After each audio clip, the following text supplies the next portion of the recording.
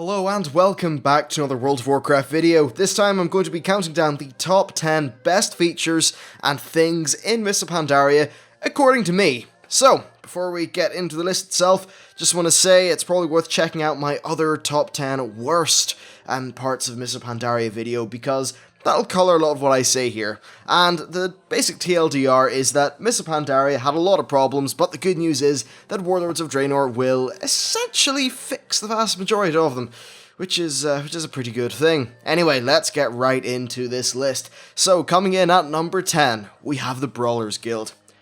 That might seem a bit weird, because there wasn't a great deal to the Brawlers Guild, I suppose, but I just loved how unique it was. It was completely different to anything they had done before, and what I really thought was very cool was that they just completely nailed the Fight Club feel. It felt like this clandestine little thing, and I really did like that. A really interesting thing is that this whole sort of small, kind of shifty feel was backed up by the game mechanics. The only ways, to get the Brawlers Guild invite was from someone who was already invited or from the black market auction house. And that was just another example of the game's mechanics actually sort of supporting the story and backdrop of the Brawlers Guild. So I think that from a feel perspective, it really did just nail it there. Really nailed it. Now, in terms of what it actually did to the endgame, well, it provided a little bit of breadth. You could go and do something else, and it had its own cool little rewards. It had the mount, the shirts, all those various things, and honestly, just a lot of bragging rights, because some of those bosses were really quite challenging. They required you to learn things, they required you to really just execute strategies with perfection. And one of the great things about designing an encounter to challenge one player and one player only is they really can push the boundary of individual challenge. I think they really did nail that. And it's also interesting that they basically made it so you had to have good gear. You really had to be on just the top of your game to play the Brawlers Guild, at least at the higher levels. But one of the great things is that you could maybe get your Siege Wargrimmar, LFR gear, and go back to the Brawlers Guild and do some of the earlier bosses and still get to experience that content, albeit at a later date. I thought it was overall just balanced very, very well. I also thought the spectating element was very fitting. It just made sense in terms of the whole Brawlers Guild setting, and it was weird. There was just this feeling of a whole bunch of people chilling out, fighting some bosses, and there was actually some nice little cases of camaraderie there, where people would, they'd buff each other, they'd put down soul stones, they'd resurrect each other, all those things, and I thought that was just a really nice thing, honestly. So, yes, Brawlers Guild, I think you're fantastic, and hopefully they find some sort of way to carry it forward in Warlords of Draenor. It's a very expandable format, and I think that because of that, we should see more of it in the future. I think it would be an absolute shame if they were to leave this feature behind, because I just think it's fantastic. It's a really nice thing. It's not the sort of feature that's so big it will save in an expansion, but it's just one of those things that's really good to have. Okay, now speaking of features that won't save an expansion, coming in at number 9, we have pet battles. Now, I say they won't save an expansion because, well, look, they're not for everyone, but what I'm going to say is that pet battles were, to me, surprisingly fun. I did not expect to enjoy them as much as I did, and, well, enjoy them I did. I got to travel around the world, and actually, it really did send me out and about in the old world. I explored for a bit, I searched for things, I got pets, I leveled them up, I went to various other places, we started off in Elwyn Forest, moved my way all up through Outland, to Northrend, and all the various locations in the game. It took you on a bit of a journey, and I really do appreciate how that kind of felt. So that was definitely very good, and another thing that the pet battles did is that similar to the Brawlers Guild, it added a little bit of breadth. It was another element of the game that people could enjoy, and one of the greatest things about it is that it, once again, didn't tie into raiding or anything like that. It was its own thing that you could do if you wanted. I think that was great. And in general, allowing more forms of gameplay is always a good thing in an MMO, especially just when it doesn't intrude on anyone else or any other in-game system. Then I think it's also just great to be able to finally use our pets for something. There are lots of MMOs which have companion pets and things like that, and not many of those can say, oh yeah, we've got Pokemon battles with our pets, take that. I even remember talking to some friends of mine when we were playing Smite about the feature, and Like, apart from one of them, the rest of them will never play World of Warcraft, despite the fact that they're totally okay to eat foot-long sandwiches at Subway. £9 a month is just too damn high, but they all had to admit, or they all just said, I didn't force them to admit anything, but they all just mentioned, oh yeah, okay, you know what, those pet battles, that's cool. That's nice, that's tying in gameplay, but they are a bunch of game design students, so I suppose their opinion would be pretty valid on the whole thing. Anyway, so that's pet battles talked about. And coming in at number 8, we have something that is a little bit more challenging than pet battles in terms of the kind of raw, class-based skill, and that is challenge modes. Challenge modes. I was surprised at how fun these were. I didn't touch them until maybe 2 or 3 months ago, and I had a blast. Unfortunately, I have not had as much time lately as I would really like to engage with them, but they're really, really fun. What I like is how they force your group to really time your various abilities and just play smart as a team. And because it was completely based on a timer, like, you were just forced to get every single little advantage, every little thing that you could possibly scrounge together. You had to do that. Or at least you should do it if you want to get a gold or a server first. And I think there was a good bit of depth there with pushing that timer, and that's really cool. Now, the time trial element, in my opinion, added great tension, and especially because there was gear, well, transmog gear albeit, tied in with that gold reward. I thought that was cool. But then, of course, if you wanted to push past that, you could, and you could start going for server bests. What I really like about this time trial is just the amount of tension it added. Everything you did was very impactful to your final result. Now, I think there's definitely a negative with the time trial. That will certainly draw some people away from the content. That's unfortunate, but I think that in Warlords of Draenor, because they're going to be adding a loot reward to your first daily challenge mode that is not tied into the timer, I think that should alleviate that problem for people and essentially create the mythic dungeon experience that a lot of people had wanted, which is very nice to see. Okay, so, also I think the rewards that were provided were extremely cool. You had really, really nice transmog gear. At least most of it was very nice. Lots of cool effects, lots of really, really awesome stuff that was just something to shoot for. Really, really glad that was there. And I think the mounts from challenge modes are also kind of beautiful, and I was very happy to hear that when patch 6.0 comes, if you've got just a silver mode, but obviously if you've completed the silver mode on a character, then every character in your account will get all of the mounts mailed to them. That makes me happy, because I didn't want to have to choose. So, hurrah. So yeah, good stuff. Let's move on to feature number 7, which is the Monk. I love how this class plays. I only started playing it on a more higher end capacity earlier, and by higher end I mean dicking around in the Time of the Siles, doing Proving Grounds, and having some fun in LFR, as much as you can have fun in LFR. And really, I can just say I love how this class plays. It feels great. Currently, I have tried BM and Windwalker. Both of them are lots of fun, though I've got a lot more experience with Windwalker, so that's the one that I'll be talking about. It's a fast-paced class, and it does well with a lot of haste. I enjoy that because there's constantly a button to hit, there's something going on, there's resources being generated, chi being spent, little chi balls appearing beside you that you have to pick up, and there's always lots of different things. And also, in Windwalker, you've got a lot of things to juggle. You've got to time when you use your Fists of Fury so that you don't run out of your Tiger Power buff, or you don't cap your energy, or miss the cooldown of Rising Sun Kick. There's just a lot of stuff to weigh up there, and it means that you're constantly thinking, especially in combination with the buffs, or not the buffs, the procs you can get. Overall, I just think it's a really active class to play, that's a ton of fun, and I just think it's very well designed, at least in the capacity of Windwalker.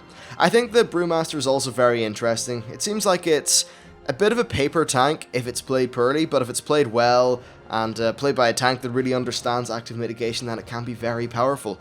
I like that. I like a tank that's more active and perhaps a little bit more offensive. I think that's extremely cool.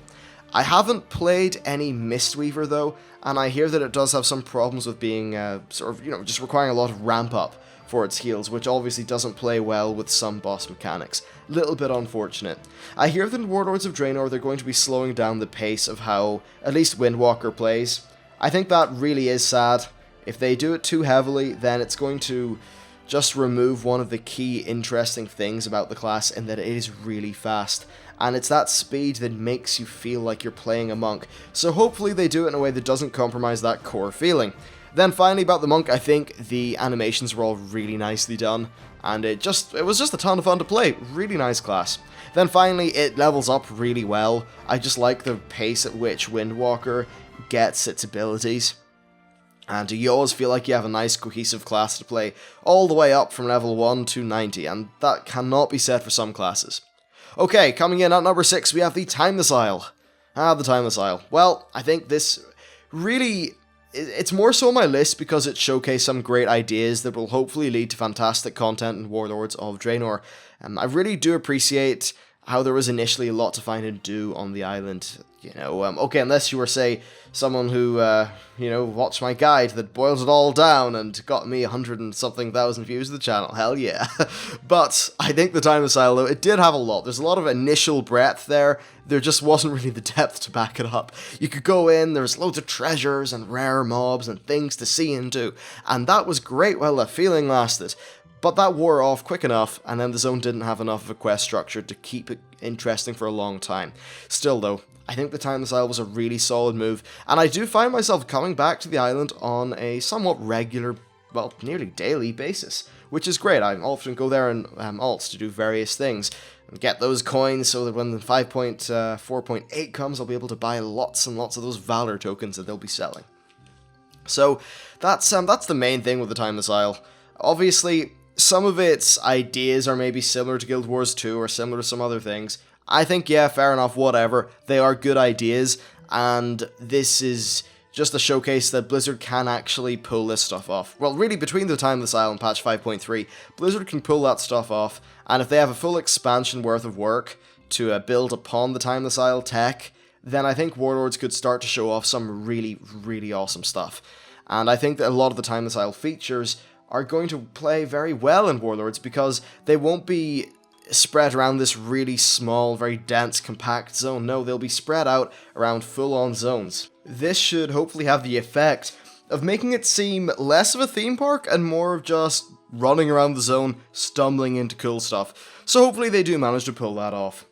Alright, coming in at number 5, we have the release schedule? What? Well, okay, the initial release schedule for patches and that kind of thing. Initially, it was fantastic. There was always something on the horizon, even if it, wasn't here right now, there was always news to talk about and something to look forward to. This game got 4 major content updates within 1 year. And that really is quite something. That was a lot of content. There was basically always something to do, and I think there was really enough content there to do for about 1 year and 4 months after the initial launch of the expansion, though of course, that is no longer the case. Siege of Orgrimmar has dragged on for far too long, and unfortunately will continue to drag on for far too long, perhaps up to a total of 12 or 14 months. That is something that I talk about in my top 10 worst parts of Pandaria video. But overall, this release schedule was great. It was one of those times when players really just felt like Blizzard were they were kind of doing us right by our subscription fee. I felt like, yes, I am paying £9 a month, but you know what? That's actually going into regular content that I know will come. That was a great feeling, and it really just helped the game feel active and alive. It really did feel like there's just some vibrancy to it, Of course, that's no longer happening, and you can just really see it. I even see it in terms of the amount of people who are viewing my videos. There's just not as much interest in World of Warcraft because Blizzard have not been able to stimulate the subscriber base. However, that initial 1 year period of heavy stimulation was very good for the game. Though okay, let's just assume, right, that they will be able to keep that going in Warlords and hopefully learn the mistake of the final tier, because I think this has been one of the most egregious examples. If they are able to keep Warlords going, let's just say the expansion lasts 1.5 years. Okay, no. Let's just say it lasts 2 years with 6 major updates. I think that if you're going to do a 2-year expansion, that's a pretty good way to do it. If it lasts that long with similar pacing, then I think we're going to be looking at a fantastic content lineup. They just need to be able to hit that release schedule and keep interest in the game active. That's what they need to do.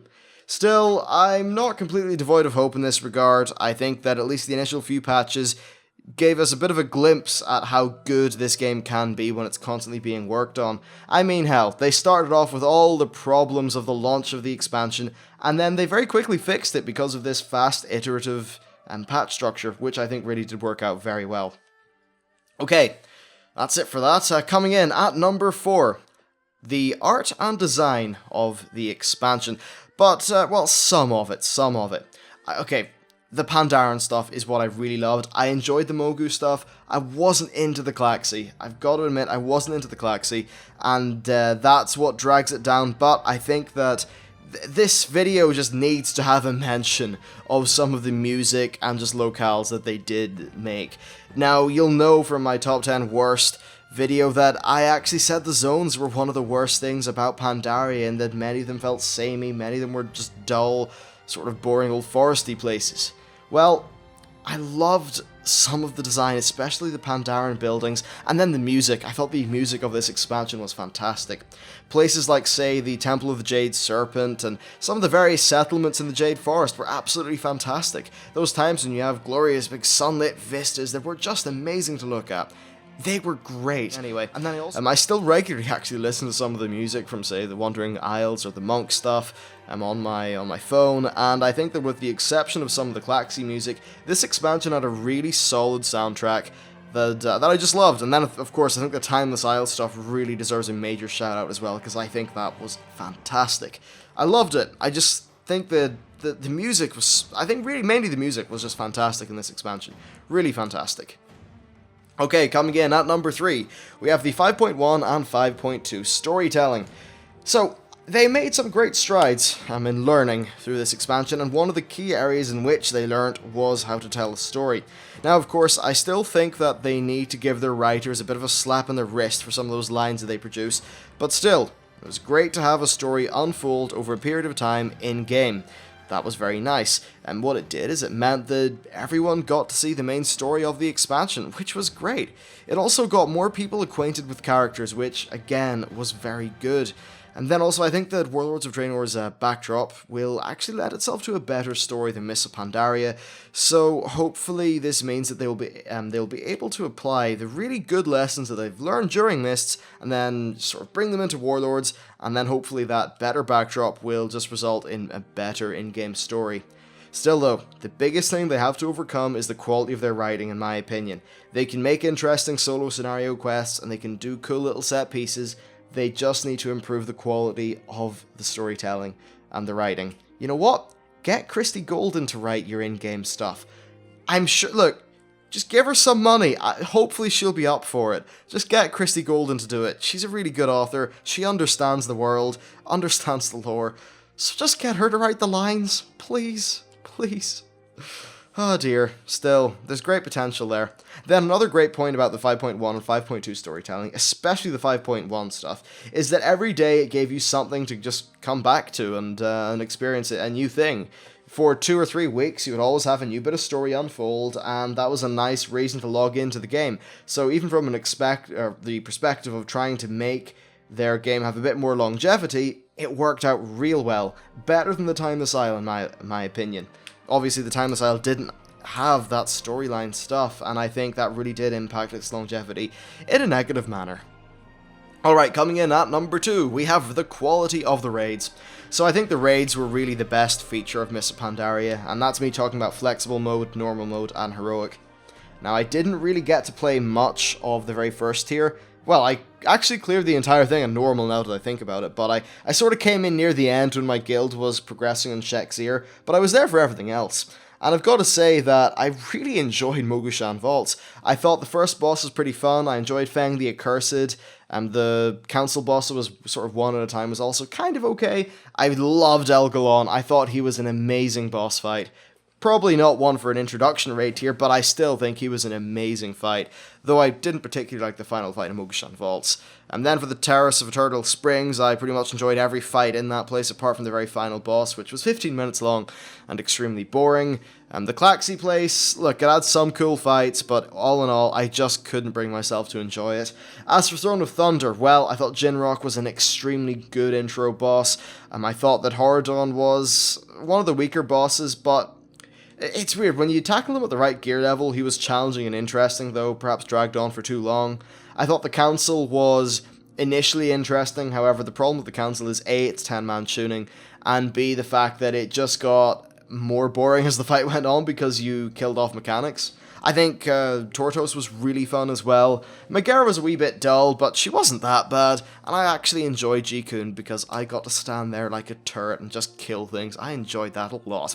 Duramu the Forgotten was, I think, an excellent boss once you got used to the flame stuff. Primordius is actually one of my favourite bosses as well. That guy was just fun as hell. You know, that was one of those fights where there was lots of damage going out, lots of things going on. I thought that was awesome. So after Primordius, Dark Animus, blah, blah, blah, no. Your man, the guy with the Quillins, I thought he was, especially in Heroic actually, very fun. Not so good in Normal, but in Heroic I really liked him. The Twin Consorts were a little bit dull, honestly. Wasn't too much of a fan of them. And I think Lei Shen was just an amazing boss fight. He was so good. That was, so much, lots of fun, interesting mechanics, it was really varied, and you actually got to tackle it in a way that was of your team's choosing, in terms of how you position things and that kind of stuff. Really fun. Then as for the Siege of Orgrimmar, I think Immersius was a good intro boss, maybe dragged on a bit too long. Protectors were fun, if not a little bit complicated initially, but still, I really did enjoy them. I thought that Nurashen was actually really fun, and something about the Shadow of Pride, I just liked it. It felt like a patchwork plus. It was just really, something about it, I don't know, visceral. I thought Galakras, for a fight that was so heavily reliant on ads, was really good too. Iron Juggernaut, a little bit boring. Kor'kron Dark Shaman, crazy ass stuff, really fun. General Nazgrim, quite problematic. And Malkorok, I really loved him. You know, nice, simple, but I think it worked out quite well. Then Black Fuse was actually oddly simple, I kind of found, unless it was on Heroic, but still, he was a pretty fun chap. And the Spoils of Pandaria were, well, to me, they were boring from a DPS perspective, but actually quite fun from a tanking perspective, because I got to control how fast I could pull things. And then Thok the Bloodthirsty, I thought he was a pretty fun guy. And finally, Garrosh wasn't as good as Lei Shen, but he was still pretty good. So that's my opinion on all the bosses. In terms of the locations, I thought they were pretty cool as well. And then another thing I liked is how they put a decent amount of individual responsibility into the boss fights. I think that really did just up the tension of boss fights, which made them a lot more fun. So overall, I think quality of raids was fantastic. As you probably know from my top 10 worst features though, I do have issues with how linear some raids were, but of course they're going to be fixed in the upcoming expansion, which is all very nice to hear. Okay, so finally, my number one favourite feature of Mists of Pandaria is flexible raiding. This isn't actually something I really partake in too much because I'm in a normal guild, but in terms of how good this feature is for the game, it is damn fantastic, it really is. So, why is Flex there? Well, way back in the day, during Wrath of the Lich King, we had Icecrown Citadel 10, and back then, 10 player was easier than 25 player. And the really good thing about that is that it just meant that people could really do a lot of pugs with ICC 10, they could easily sort of get into at least the first few bosses with their guilds, and it just meant that everyone was able to raid. And that was really fantastic. Now then with Cataclysm they normalised the difficulty level, so the 10 and 25 were just as hard as each other, but that basically involved making 10 harder, so there was no equivalent of ICC 10 anymore. Friends and family guilds, or even just casual raiding guilds, felt kinda left out. Honestly, they really did.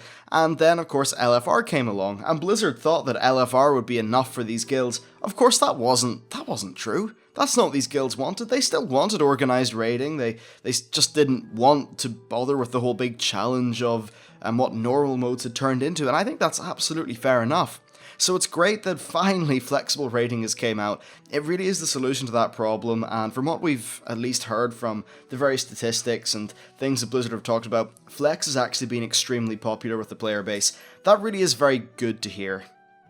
Actually, very happy about that. And one of the nice things about Flex is that it does lend itself quite well to pugging, and with the group finder feature that's coming in Warlords of Draenor with all the various sort of anti-douchebaggery protection that it has, I think it could just lead to a far more, just, I suppose, diverse endgame. But anyway, just in terms of what it did for Siege of Orgrimmar, it allowed more people to see the raid at closer to the intended difficulty, well, basically at an intended difficulty level for the bosses, so that the mechanics still mattered. Look, I've been through the siege maybe 2 or 3 times fully in Flex, and I had a blast each time. It was that difficult, it was the kind of difficulty level where, sure, I wasn't pouring with sweat, and my heart wasn't pumping, but you know what? I was interested, I was engaged, and I was still chilled out and having a good time. They're the memories, the precise memories and feelings that I had back in ICC 10. It wasn't ultra stressful, but it was relaxed, it was chilled out, and it was fun.